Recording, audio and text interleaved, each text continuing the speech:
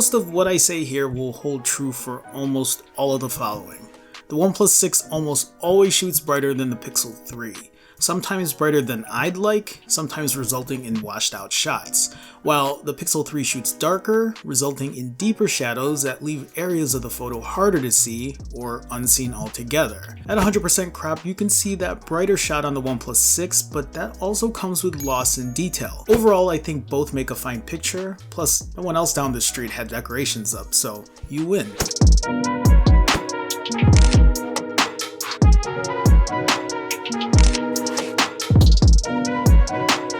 In the second set of shots, you can see the white balance is a little different on both. Again, at 100% crop, there are darker shades of brown on the Pixel 3 and redder on the OnePlus 6. Both retain fine detail, but the colors here are more natural on the Pixel 3.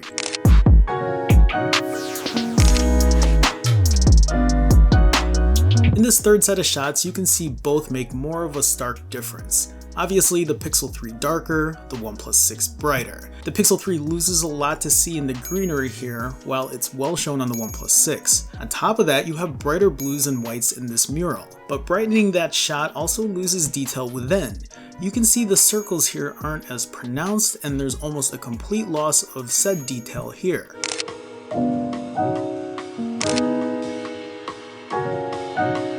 So these are one of the instances where I feel like the OnePlus 6 shoots a little too bright. When they're sitting side by side, I have a hard time telling a difference, but when you flip-flop between these shots, the Pixel 3 just looks a lot more natural and accurate in color.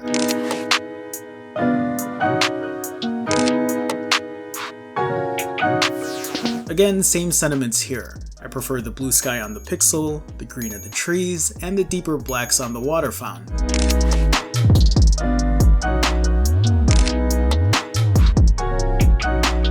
In this set again, the Pixel 3 offers more contrast in its photo.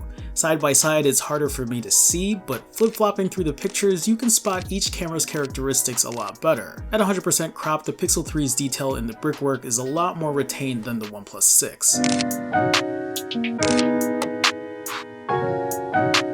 Both of these portrait shots did an excellent job. Good bokeh in the back, good focus on the subject, not too much to really discuss. I'd easily use both.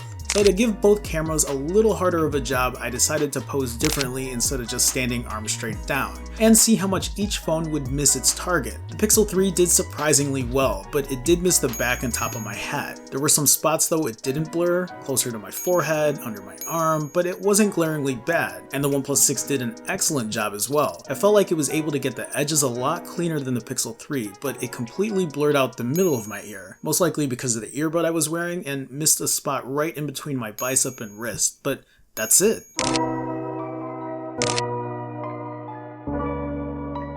With the sun setting, you'll see the OnePlus 6 maintain its brightness, while the Pixel 3 offers a more realistic portrayal of the day. I do feel that despite the darker shot on the Pixel 3, there's a higher range of colors in the sky, while the OnePlus 6 is a little flat with a bluish gray on top and just the orange in the horizon.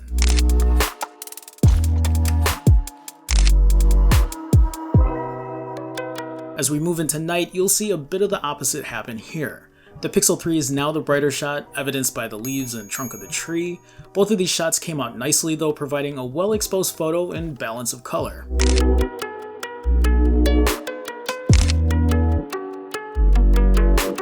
The first thing that pops out to me, and most likely you as well, is how these lights around Habibis is handled. They're more blown out on the OnePlus 6 while also washing out a bit of the sign. At 100% crop, both do a really good job holding its detail, and not to mention for $5.99, that's a great deal for gyros, fries, and a pop in the city.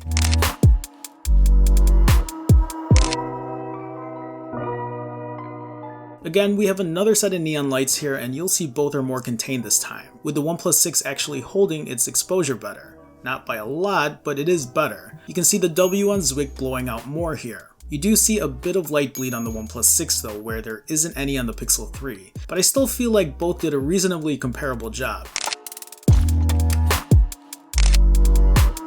In this set of shots, both were actually taken in much darker lighting. Both the Pixel 3 and OnePlus 6 were able to brighten up the shot, but the Pixel 3 was able to hold its detail much better throughout, especially in the brickwork.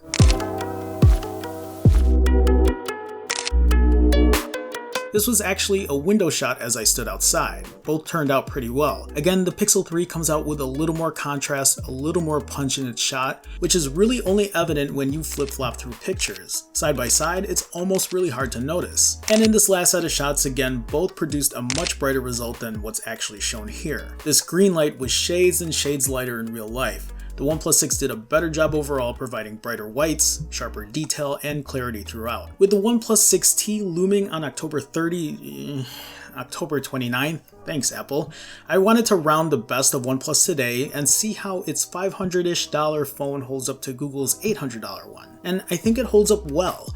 Personally for me, I liked more of what the Pixel 3 offered. I felt that the OnePlus 6 would sometimes shoot brighter than I'd like, losing detail here and there, but the 6 is no slouch and was comparable in a lot of ways. For you, it might be different, and that's okay. A lot of this will be a toss-up between darker, more contrasty shots on the Pixel 3 versus brighter, lighter shadows on the OnePlus 6. My question is, how much better will the 6T's camera get? And will it continue to stay with the best of the best? Just wanted to give a quick shout out to Tyler for being the newest patron on my Patreon page. Tyler, thank you so much for the support. I will be sending stickers your way, plus you are now immortalized in my end credits.